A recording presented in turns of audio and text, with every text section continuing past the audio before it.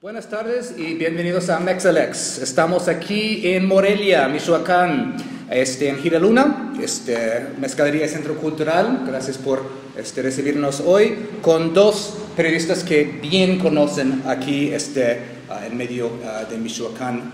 Nada fácil, ¿no?, para trabajar en periodismo aquí, ¿no? Patricia Monreal, periodista, reportera en Revolución 3.0, y Ernesto Hernández Doblas, que es escritor, poeta, ¿no?, y reportero para Cambio de Michoacán y también redactor Michoacán. Muchas gracias a los dos por acompañarnos. Don Colin, como siempre. Quiero empezar como situarnos un poco, ¿no?, porque realmente Michoacán ha sido como el laboratorio de la violencia en el país, ¿no?, desde pues, el gobierno de Lázaro Cárdenas, ¿no?, Junior, ahí, luego pasando por la operación Michoacán de Felipillo con tal de asentarse en la silla presidencial, luego las granadas de 2008 en el grito de independencia, racha de violencia muy fuerte, pues hasta ahora. ¿Cómo podemos situarnos, ¿no?, para los que nos están viendo que no están al tanto de lo que está pasando aquí en Michoacán? En el caso de Michoacán, por ser una entidad productora histórica del tema primero de marihuana, sí, luego de estupefacientes, el tránsito que se da, pues evidentemente ha sido, pues como tú bien lo comentas, laboratorio de muchas, práctica de muchas cuestiones, no nada más por parte del gobierno de la República, sino de las propias redes y de los propios grupos delincuenciales. Sí. Desde el 90 desde antes de que arribara en el 2001 Lázaro Cárdenas Batel al poder, había ya todo un contexto en el caso de Michoacán de una presencia de narcotráfico, producto del tema de la marginación, la pobreza. Uh-huh. Ya había señalamientos de vínculos de autoridades estatales con la delincuencia. Teníamos en 1995, 96 arriba, el gobierno de Víctor Tinoco Rubia, Michoacán, nombra a dos hermanos, para entonces uno era secretario de gobierno, otro era procurador, eran conocidos como los hermanos Almada, se les señalaba por vínculos con la delincuencia. Uh-huh. El secretario de gobierno estuvo señalado por sus presuntos vínculos con la muerte del cardenal Posadas en la ciudad de Guadalajara. Él intervino en ese asunto y desde entonces el tema de la presencia de la delincuencia en las estructuras de poder pues fue generándose como una cotidianidad en el caso de Michoacán. El asunto de los vínculos de gobierno con el tema de la delincuencia es un asunto incluso asimilado, yo creo, en el caso de Michoacán. Uh-huh. Y bueno, pues evidentemente esto ha tenido costos muy altos para el tema de la entidad, ¿no? Sí. Por supuesto, el aspecto de pobreza, uh-huh, ¿no?, de la penuria financiera en todos los ámbitos que se vive es caldo de cultivo, como lo sabemos, sí, pues para que se detonen de una manera importante todo este tipo de cuestiones que tienen que ver efectivamente, bueno, con el narcotráfico, con la guerra que Felipe Calderón, como bien comenzabas, sí, con la absurda guerra, diría yo, que Felipe Calderón inició contra el narcotráfico y que permitió más bien la diseminación, la multiplicación de ¿no?, y de la violencia. Y Michoacán, por sus características que bien comentaba Patricia, más las características de pobreza que se vive en buena parte del estado y en varios ámbitos, pues yo creo que es el caldo de cultivo perfecto para que esto sea detonado. Ahora, si las autoridades en efecto participan o tienen vínculos, o bueno, pues es la receta perfecta para el caos, ¿no? Claro. Pasamos al capítulo posterior que nos acerca un poco más a los días actuales. Luego surge lo de las autodefensas, ¿no?, en Tierra Caliente. Primero se supone que estaban alentados o permitidos por el gobierno, luego se forma la Guardia Real con tal de intentar desactivarlo. Hay un doble discurso ahí muy fuerte y esto conduce, por ejemplo, a muertes como de Salvador Adame en Mojica y el surgimiento del grupo civil Ni Uno Más para intentar ejercer algún tipo de presión contra el gobierno por esta racha de asesinatos impunes. Sí, bueno, el tema de la organización, digamos, de ciudadanos ajenos a la estructura de gobierno para la defensa, bueno, no es un asunto nuevo en Michoacán. Sí. Está el tema de las comunidades indígenas, que es parte de sus usos y costumbres, claro. Las rondas comunitarias, evidentemente es un modelo del que parte. De hecho, cuando surgen las autodefensas, mucha gente al inicio se les nombraba como las guardias comunitarias de las comunidades indígenas antes de nombrarlas como autodefensas. Ya en el pasado había habido pues presencia o intentos de organización, por ejemplo del EPR, movimientos, pero todavía muy tras bambalinas, no con la fuerza que adquirieron las autodefensas en Michoacán.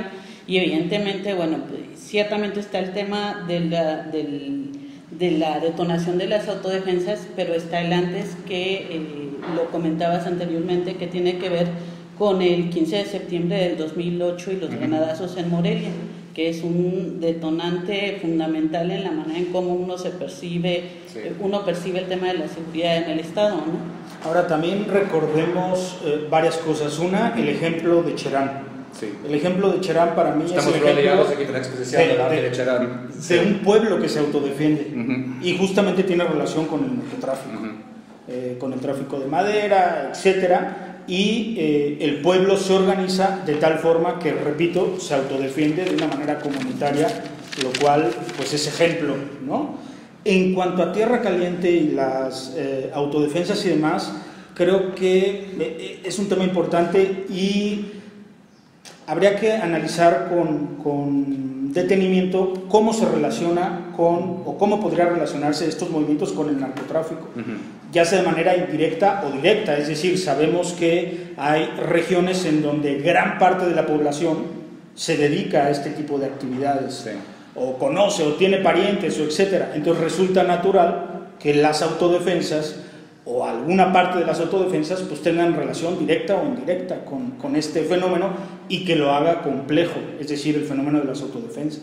Y ahora se ha vuelto un tema electoral con Dr. Mireles llegando a la lista pronominal de Morena para la diputación. Bueno, yo creo que el tema de las autodefensas está absolutamente pervertido, ¿no? El asunto de la movilización legítima de la sociedad para defenderse frente a una situación de inseguridad pues fue muy manoseado, fue manipulado, fue infiltrado ante un bagaje más de fondo. El asunto de la sola sobrevivencia no te da para darle un cauce en otro sentido de transformación que pudiera plantear un movimiento social de mayor envergadura. Entonces, bueno, pues fue evidentemente fácilmente manipulable y a mí me parece lo que hay con la figura de Mireles es un oportunismo político frente a una figura que resulta carismática, porque en el país estamos ávidos de figuras heroicas y somos poco críticos hacia esas figuras porque nos llenan esa avidez que tenemos culturalmente pues por un guía en las causas que cada una consideremos que debemos de seguir, ¿no? Quiero, dado este contexto, ahora pasar a hablar del oficio de ustedes, ¿no? Nosotros, en esas condiciones, ¿no?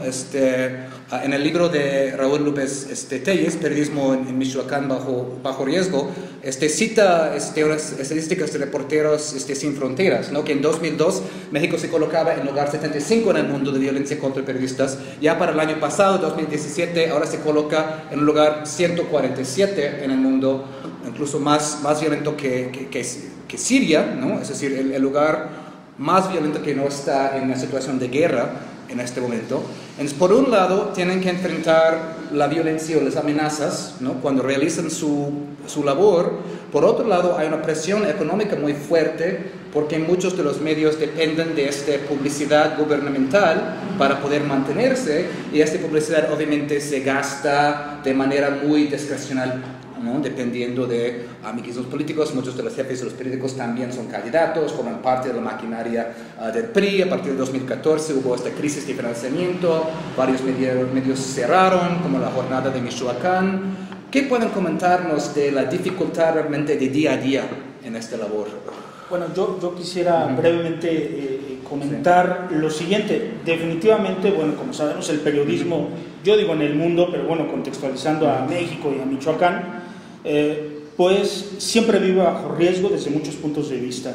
Sin embargo, obviamente, aquellos periodistas que se dedican a este tipo de temas tan sensibles, tan difíciles, yo sí creo que viven un riesgo mucho mayor, en el sentido físico, en el sentido de... O sea, yo no podría ponerme, yo creo que sería abusivo de mi parte ponerme a la par en ese aspecto con quienes se dedican, repito, a este tipo de temas mucho más complejos, incluso en los territorios de conflicto. Sin embargo, una de las cosas muy importantes a puntualizar por parte de Raúl López Telles en su libro es efectivamente las otras violencias, y ahí sí puedo hablar, es decir, esas otras violencias que se viven, que son las económicas, en donde buena parte, no sé si todos, pero yo creo que ahí sí buena parte, democráticamente hablando, la mayor parte de los periodistas vivimos en ese riesgo constante laboral, económico, en donde el pago no siempre es en tiempo y forma, como se suele decir, y también hay diferentes tipos de amenazas, no solo físicas, que también hacen difícil el tema del periodismo. Colin, tú tienes una pregunta al respecto, sí, ¿no? Sí, disculpe mi español. Sí, es exactamente mi pregunta. Además de la violencia física, hay un tipo de violencia económica también contra periodistas, bajos salarios, empleos precarios, no pagos, prestaciones, etc. Entonces, cuéntanos más sobre la situación económica de los periodistas en Michoacán. Bueno, ahí pues en el caso de la violencia a los periodistas en Michoacán, es multifactorial. Tiene que ver con la delincuencia organizada, la delincuencia gubernamental, la delincuencia de las empresas mediáticas y la violencia del propio gremio contra el gremio. Digamos que es una gama.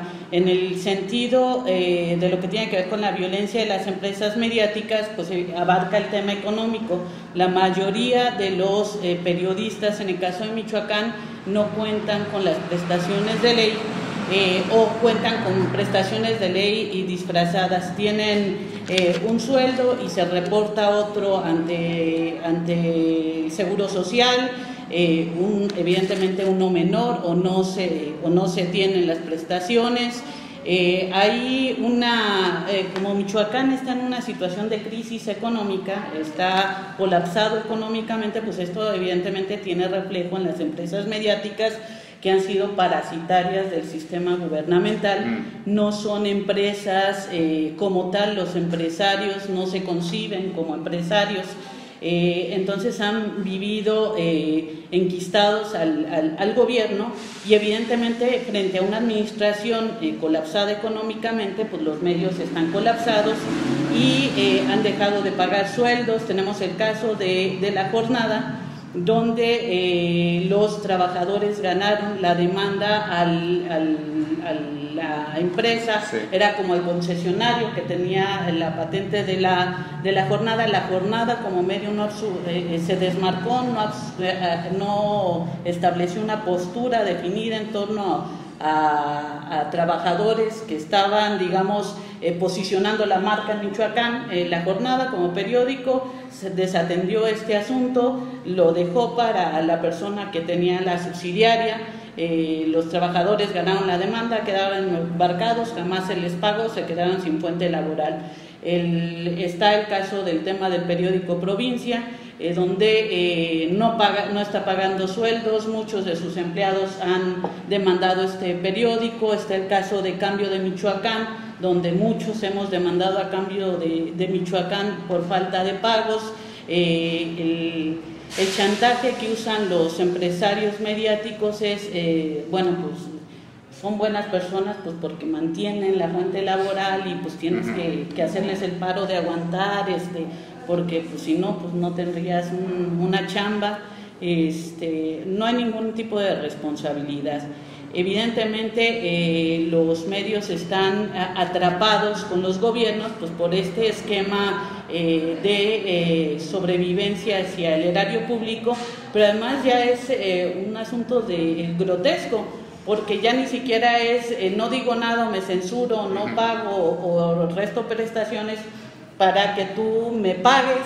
No, ahora es por la promesa, porque el gobierno ya no está pagando. Ni siquiera es por el pago, pero la autocensura sí. Tiene mucho tiempo que dejó de pagar regularmente, pero ante la promesa de que algún día me paguen, pues yo sigo siendo sumiso, sigo restringiendo, acotando mi línea editorial, sigo coartando los derechos de los trabajadores. Entonces, bueno, pues ya esto es verdaderamente surrealista, ¿no? Sí. Y bueno, pues también están el caso de los medios independientes o de los propios reporteros o periodistas que han generado, que en muchas ocasiones pues son igual de negreros que los empresarios mediáticos que no tienen vínculos con el gremio, ¿no? O el caso contrario, a la hora que transita un periodista a ser un empresario mediático, se pervierte y opera como los empresarios mediáticos, con iguales condiciones de explotación hacia sus trabajadores, ¿no?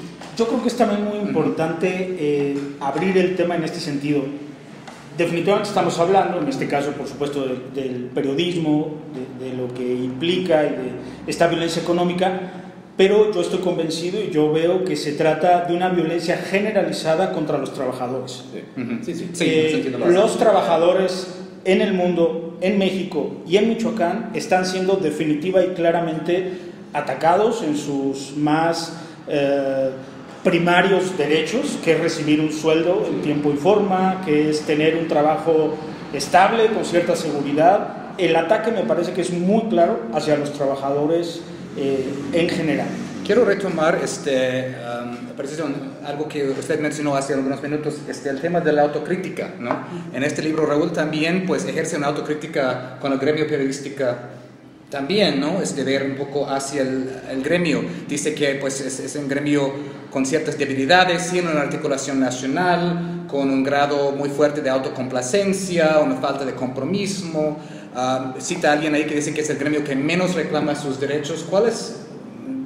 Dado, no queremos para nada culpar a las víctimas, pero pues ver un poco eso también. ¿Cuál es el lado de responsabilidad de los periodistas en eso? Sí, yo creo que hay falta de autocrítica y de asumir con responsabilidad. El asunto es que ahora con las agresiones a los periodistas, pues ya casi no se quiere tomar el tema de dónde cojea el gremio, pues para no justificar o no dar elementos de justificación hacia agresiones a periodistas. Sí, claro, en el caso de Michoacán, por ejemplo, tenemos un asunto grave que es cómo el periodismo o gran parte de gente que se dedica al periodismo empieza a trascender en sus acciones o actividades viciadas a cuestiones que tienen que ver con acciones delincuenciales. ¿A qué me refiero? Pues sabemos todos que antes estaba el clásico chayote, el embute, donde, bueno, pues a cambio de hablar, pues te daban o les daban a algunos una lana, o si le gustaba a alguien alguna foto le daban una lana. Pero el fenómeno que hay ahora es un asunto de cómo ha transitado el chayote al fenómeno de la extorsión, y es una situación verdaderamente grave que yo creo tenemos que tener mucho cuidado, porque verdaderamente hay compañeros que actúan delincuencialmente hacia las figuras públicas al amparo del ejercicio periodístico, y son temas de los que no se quiere hablar porque no se quieren dar elementos que justifiquen agresiones o violencia contra periodistas. Entonces, bajo este temor, blindamos posturas delincuenciales que debemos atacar de fondo, ¿no?, en el gremio. Sí. Quiero terminar con, por lo menos, esbozar algunas propuestas para un cambio a la situación. Una de las propuestas, por ejemplo, que sale aquí es tipificar el delito contra la libertad de expresión, ¿no? y acceso a la información, ¿no? Para que haya como una base jurídica para perseguir crímenes contra periodistas, ¿no? Elevar al rango constitucional el derecho, bueno, ya está, ¿no? Pero el derecho a la información, pero encontrar otra manera de financiar el periodismo que no pase por, ¿no? los chayoteros, ¿no?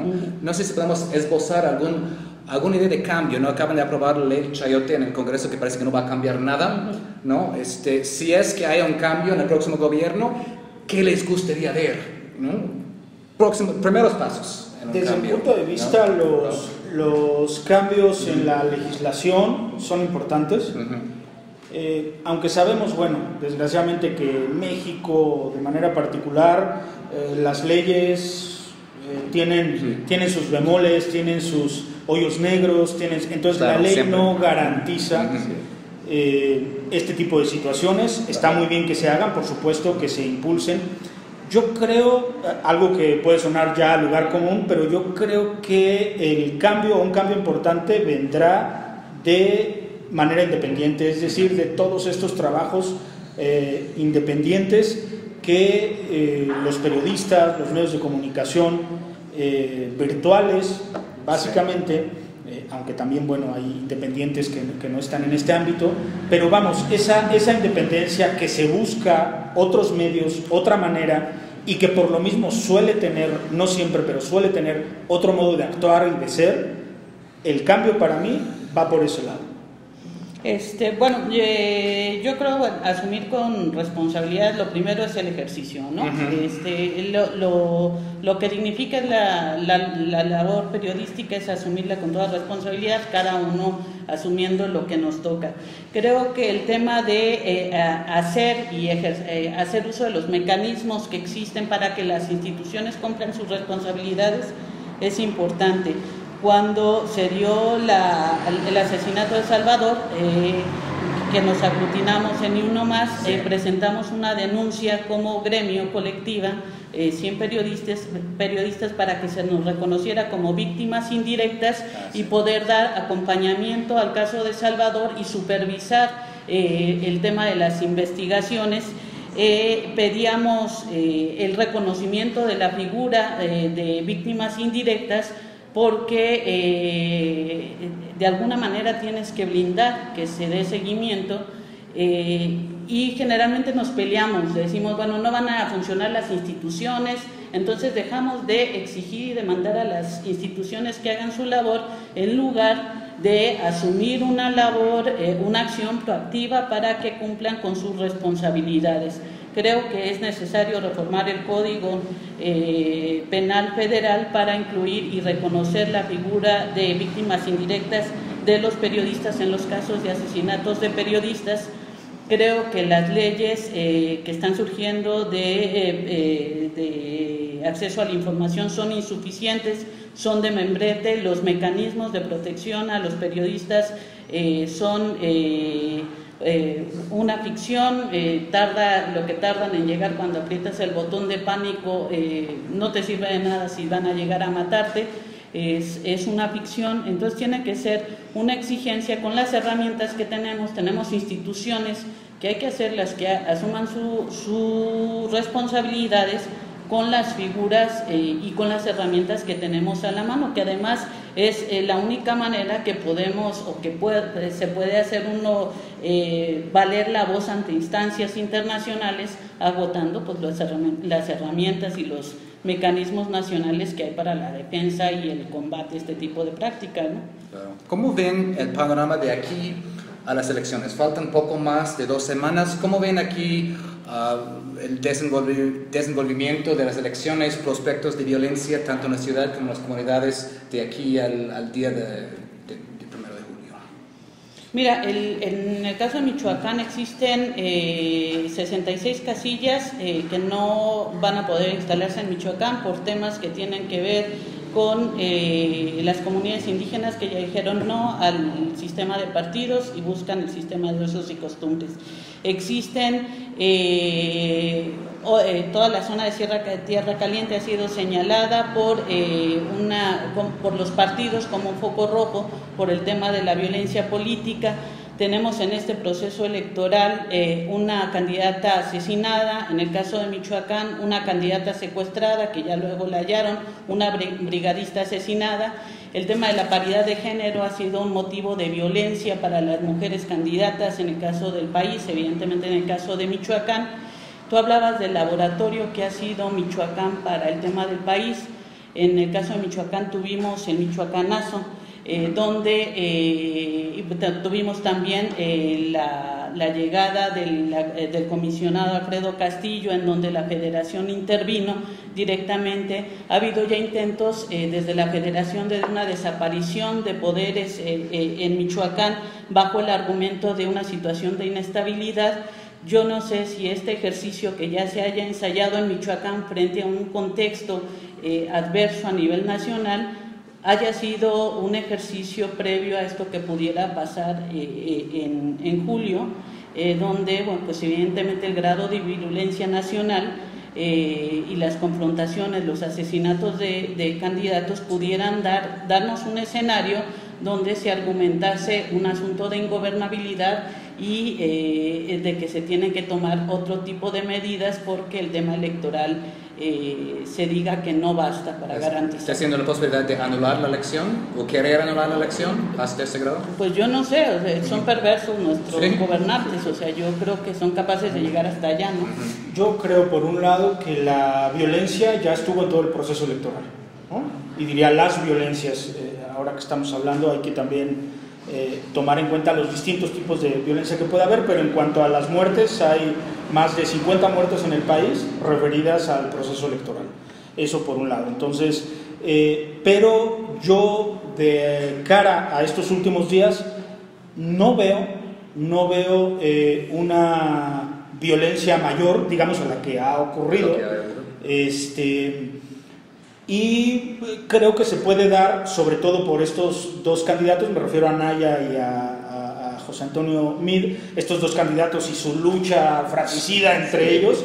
Creo que eso puede exacerbarse entre ellos, eso sí, pero no vería, desde mi punto de vista, una exacerbación mayor en cuanto a las elecciones que la que ya ha ocurrido, repito, por un lado, y por otro, la que ha ocurrido y seguirá ocurriendo, yo sí creo, entre estos dos candidatos.